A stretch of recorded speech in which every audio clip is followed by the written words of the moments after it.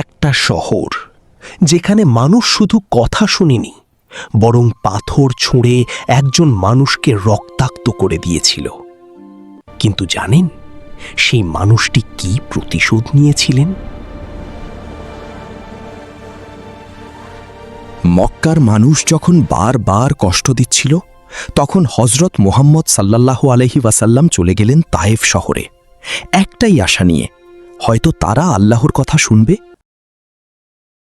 কিন্তু তায়েফের মানুষ তার কথা শুনল না, বরং তাকে অপমান করল। এমনকি তারা শহরের ছোট ছোট শিশুদের উস্কে দিল, আর সেই শিশুরা পাথর ছুঁড়তে শুরু করলো তার দিকে। প্রতিটা পাথর তার শরীরে আঘাত করছিল, রক্তে ভিজে গেল তার পা, তার জুতা।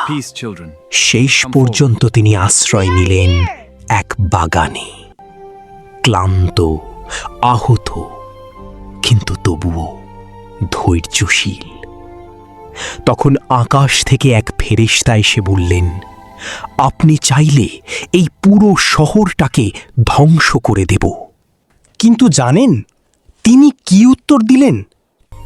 তিনি বললেন, না, আমি আশা করি তাদের বংশধরদের মধ্যে এমন কেউ আসবে যারা এক আল্লাহকে মানবে। এটাই ছিল তার মহত্ব, এটাই ছিল তার দয়া। যেখানে আমরা সামান্য কষ্ট পেলেই রেগে যাই, তিনি সেখানে ক্ষমা করে দিলেন। এই গল্পটা যদি আপনার হৃদয় ছুঁয়ে যায়, তাহলে ভিডিওটা লাইক দিন, আর এমন ইসলামিক গল্প পেতে সাবস্ক্রাইব করুন।